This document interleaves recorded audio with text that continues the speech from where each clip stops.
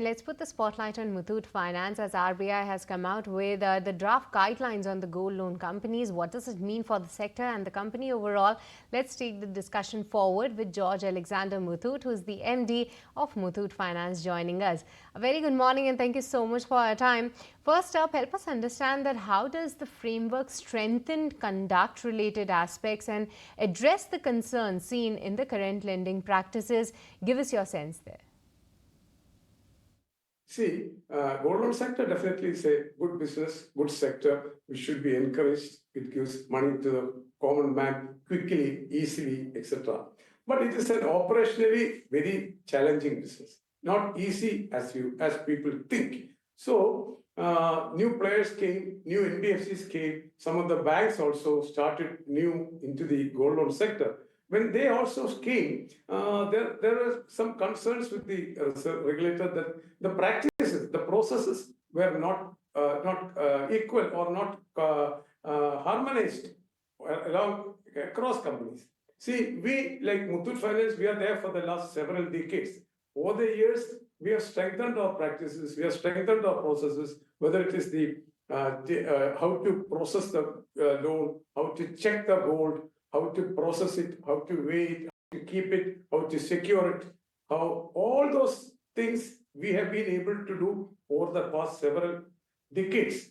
And over the years, Reserve Bank or the regulators also seen us. But then some new players came in and they actually did not actually go through all these new things and new entrants came and they did not understand some of these processes, and though there were some problems there. So because of that, the Reserve Bank wanted to harmonize the process across the sector, whether it is NBFC or banks. I think these guidelines mainly are intended on that. And also the second part is to protect the interest of the customer.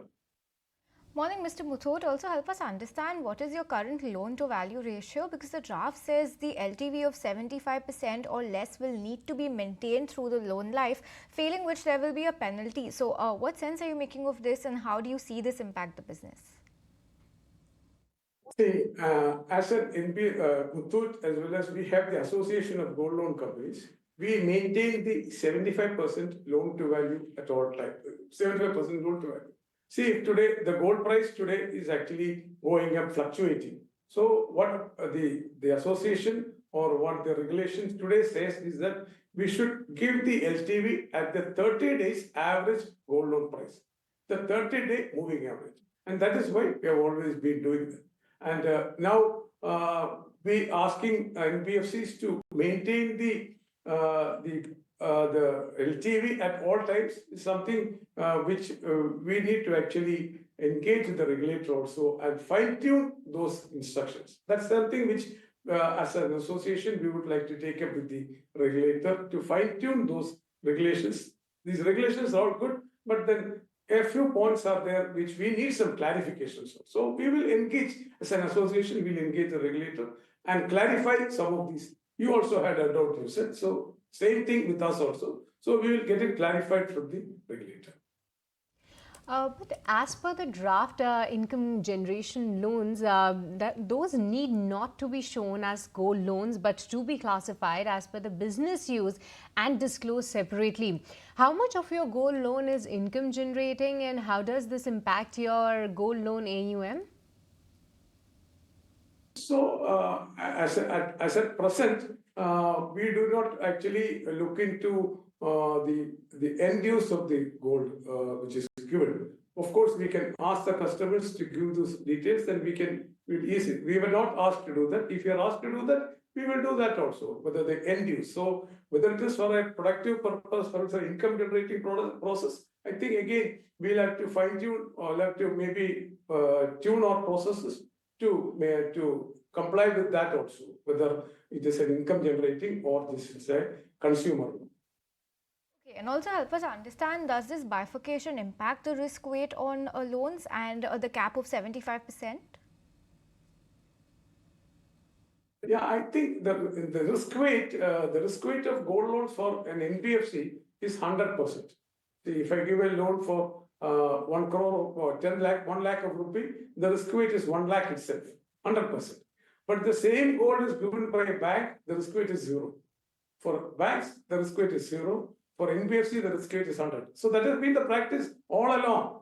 And I think we have never, although we have raised our voice on that, we have never complained because anyway, all the NBFCs are sufficiently capitalized. So because of the risk weight, the only impact is on the capitalization, which NBFCs are well capitalized. So we have never raised an issue, although it is actually not correct to say that a customer taking a gold loan from an NBFC, the risk weight is 100. Whether the same gold loan customer taking from a bank, the risk weight is 0. But anyway, since the NBFCs are sufficiently capitalized, we have never commented on that as yet. But also help us understand that how does the rule impact the overall growth for the gold loan companies, because some reports do suggest that going ahead the overall sector is expected to take a hit, but give us your sense. I don't know whether it will impact the gold loan for NBFCs, etc.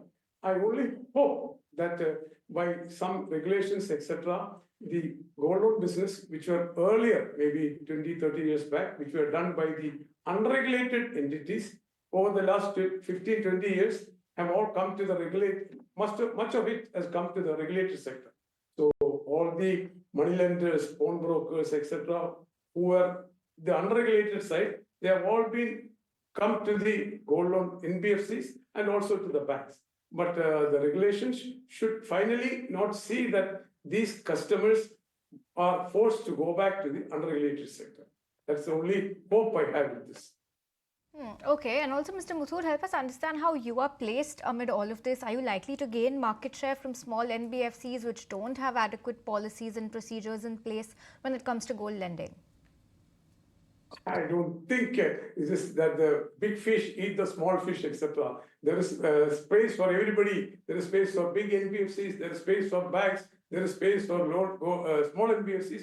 Everybody should have an harmonized processes. I think that is what this regulates. So if small NBFCs, as you say, are also coming into the harmonized processes, then there is nothing wrong. They should also be encouraged.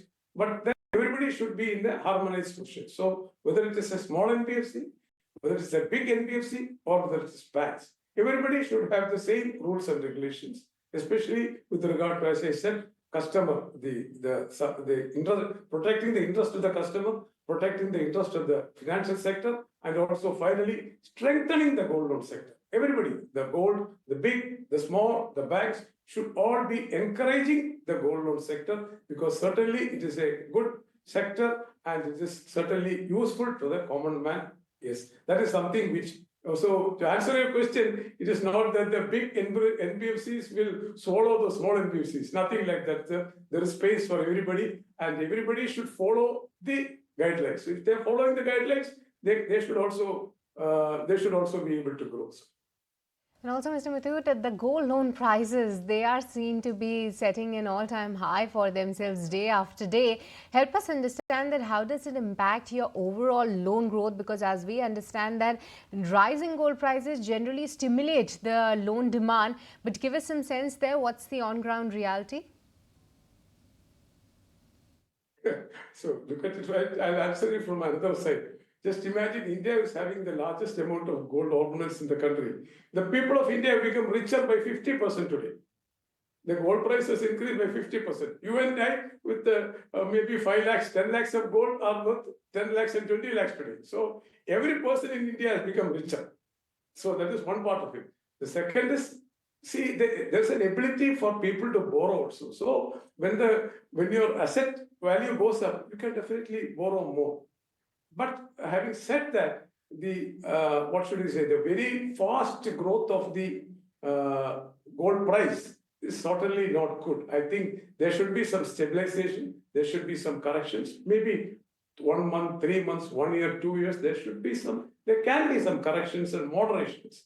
But then, as a lender, as a responsible lender, Muthoot Finance, we also give only 75% loan to value. And that is also based on the 30-day moving average. So we are not giving money on today's gold price. We give money on the moving average of 30. So it actually smoothens the LTV to some extent. But certainly, I am sure the gold price will also stabilize.